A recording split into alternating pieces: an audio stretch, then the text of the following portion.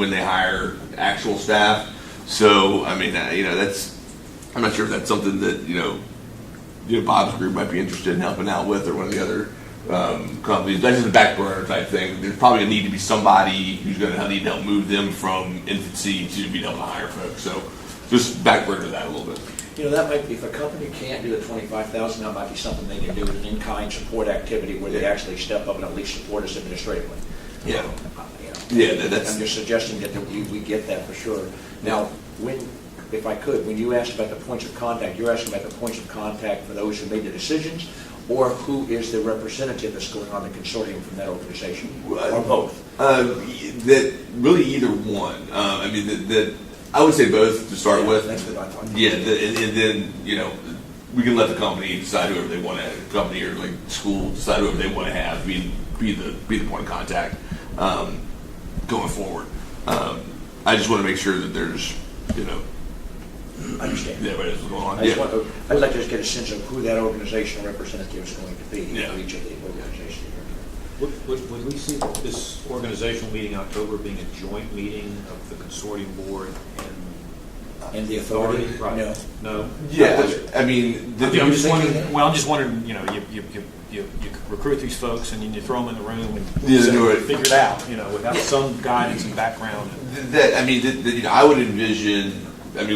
That I'd be there to functionally help them get organized. I'd envision Don being there, and then frankly anybody who was doing on the outreach, we'd be more than welcome to have them come. So it would be some kind of bridge. Yeah, that's what I was thinking. I think it would be a slow start to turn them loose. We were never going to throw them in a room by themselves. It was my intent for some of us, as many of us have wanted to, without making an actual authority meeting, to go and interface with them and discuss with them what we're doing on the authority first, and then explain to them a consortium's responsibilities, and to give them some sense of that bridging and integration, so they understand what their real role and contact and communication points are. I think that's really important. I didn't think you'd all want to meet again in a month.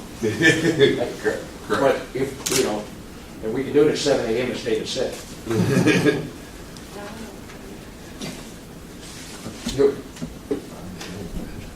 But that's a very, very valid point. Forgive us for not making that very clear to you first. It needs to be a coordinated handoff. Absolutely, yeah. And we have put together that you all approved 2 meetings ago, kind of a list of responsibilities of what they're responsible for and what we're responsible for. And there's kind of a letter that you guys approved that kind of puts it on paper. But I think you're totally right that we need to have actual people there talking about it. Absolutely. Yeah. And also, didn't Maureen have found somebody that was going to have medical things that needed to happen in order to establish the consortium as a not-for-profit entity? Yeah. We have that she has an attorney lined up to do some pro bono work to do the initial article of incorporation that need to be filed. And basically the consortium will just need to decide what 3 people they want to list as officers to sign the forms. So that's pretty much squared up as well. And then we do have a law student who is willing to help out as we have little projects for him as well. So there's things there's some assets there to start getting them started, but I think that you're probably going to need some person dedicate a little more time from the consortium to really get it going.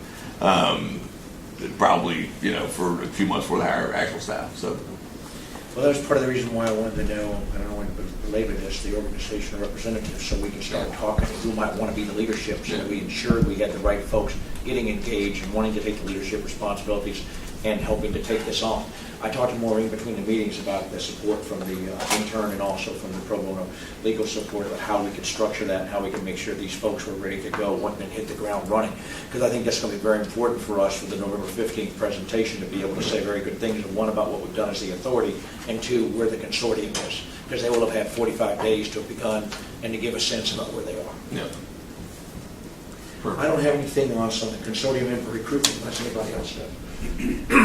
Very well. You want to move on to the Nuclear in Virginia one-pager, Randy? Yeah, this is the one on the right-hand side of your packet that Maureen had put together several weeks ago, and we sent around and that took everybody's comments, and I tried the best I could to work them all in there. So I just wanted everyone to see this to make sure that there's nothing in here that I missed. Ganapati was kind enough to point out something of his comments that I failed to add in it. So I'm going to be fixing that shortly. But basically, this is going to be on the website as kind of who we to kind of an outline of what some of our assets are in kind of a text form, and then I know that Marshall had shown some interest in us sending out something like this, like a release to the press and the media or to legislators to kind of just make them aware of what's going on. So we're gonna figure out exactly the best way to do that. So we appreciate any kind of input you all have for how you like to do that. And if there's anything else that out of your comments that did not make it into this draft, please feel free to let me know. Which website? Oh, I'm sorry. I should have gone back to that one. Secretary Jones, Secretary of Commerce and Trade, has offered to let us have a page on his website, just kind of a place where we can keep the meeting notes, the meeting minutes, and documents like this, just so we can have a place to point people, like the comments that we submitted to the Virginia energy plan, stuff like that. It is not really a marketing website. It's like a government. There's information on their website that once the consortium gets up and established, I think that's probably one of the first things they're going to want to do is get get like an actual sharp looking website. But we'll have a link to the map that David's team put together with all of the with all the assets in Virginia. And frankly, I just got to get that signed off on. That I'll shoot it around to everybody. But when I do, don't expect it to be like a website nice like most of y'all have. It's really just like a page on a government website for us to be able to direct people to. Well, this one page is going to look a little different, depending upon what it's used for. As you take a look and look into this, and the fact that it's going to be included in our report on the 15th of November, but it's also going to be on this website. Yeah. So on the website, we're going to need to say something about what we're doing in PNEC and what the consortium is doing, so there's some sense that ties this together. Because if you just see this sitting alone, you're like, okay, that's good information, then what do you mean? What does it mean to me? So, and that's the only thing, we probably need to write the beginnings and the endings around all this. Yeah. So I'm gonna vet a couple of these numbers. Okay. Yeah, that'd be. When you say electricity used in Virginia, that would include imports. So Okay. It might change that number a little bit. So, generated in Virginia is probably true. I've got to look at Southwest Virginia, American Electric Power, and all that. But I'll look at these numbers and vet those out. Yeah. And I mean, if the numbers come out better for say generated, so used, I'd fine with saying that too. Yeah, they'll probably be better generated. Yeah, I mean, unless there's I mean, I'm pretty sure that a marine just type used and generated. I'll vet those. Yeah. Okay. And I'll send a link to the site around. I think that they should have it up by the end of the week, actually, for people to look to make sure that everything is framed appropriately that we've done. But basically, it's a pretty basic thing that has most of the information that we've talked about on there.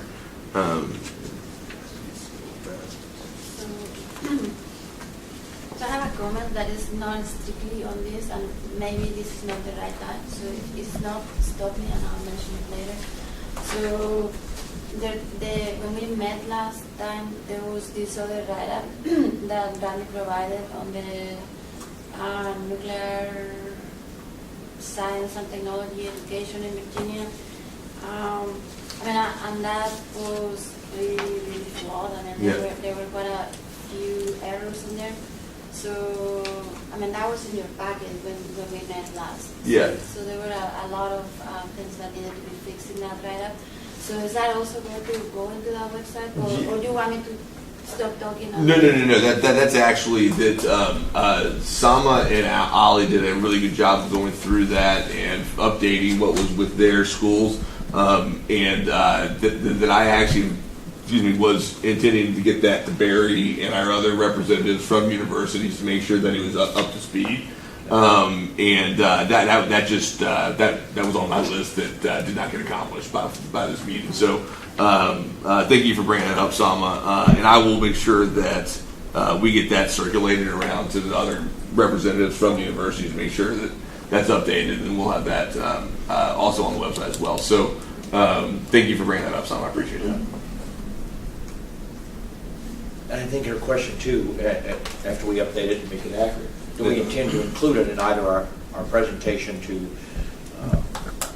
I think that- 15th of November? It would seem like it'd be appropriate to include. Yeah. I think that something like that would be like an appendix, just kind of, hey, here's the inventory of all the higher education assets we have, and here's the inventory of all the different university, all the industry stuff that we've got put together before. Sure. I'd view like an appendix to it. Yeah. So I guess our concept would probably be that the more we can provide during our presentation on the 15th about the benefits and the activities that go on in the state of Virginia related to nuclear science technology, the better. Absolutely. Because obviously we're going to have to assume that they are not aware of all the different things that are going on in the state. So Yeah. That's a great concept. I think you're really happy you brought that up. And I think that's with the way we should be looking at it, is that everything that we can include, we should include. Yeah, I think especially for the first report that we have to submit is to go on the more information than less. Just because this is our first one, and we want to give them the breadth of everything that we're doing to kind of show how important the group is.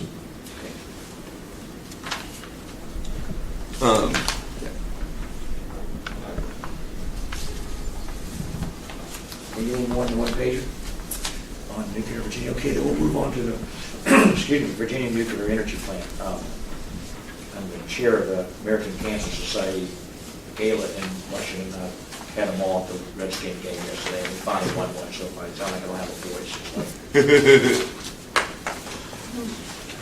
So you got the cheers for the opportunity to cheers for the yeah. Usually it's just like, I can't believe this.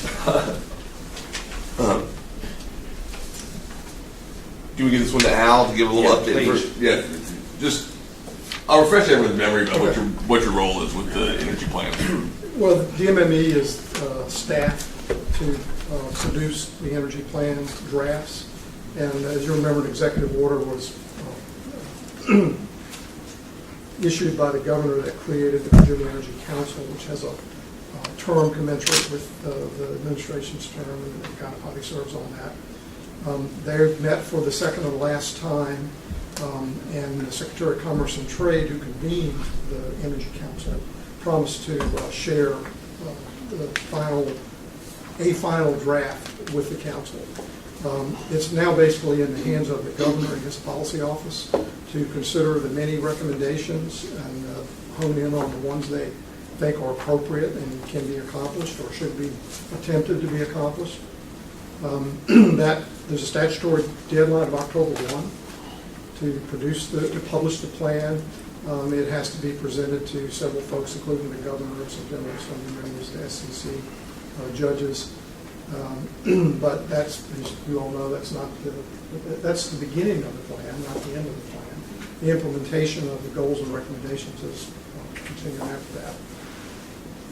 Before, in your agenda package, there is an item, 4 bullets. And these are specific nuclear recommendations. In addition to that, there are some other goals in other sections of the energy plan, all recommendations to the governor's office at this point. But as my role working on the plan, I happen to know what they are. And there are some other goals of interest to this group I'll just mention. There's one goal is to advance economic development through innovative energy research and development. There are several recommendations under that, which would be of interest to this group and others. That goal is prefaced with Virginia must increase its commitment to innovative research and development in the energy arena. The Commonwealth must support the efforts of the state's research institutions. And then there are several recommendations under consideration. One is to accelerate testing and adoption of Virginia R&D. Several sub-recommendations included in creating proving grounds to test energy R&D and other innovations, and in provide some early adopter advantages and allowances for streamlined procurement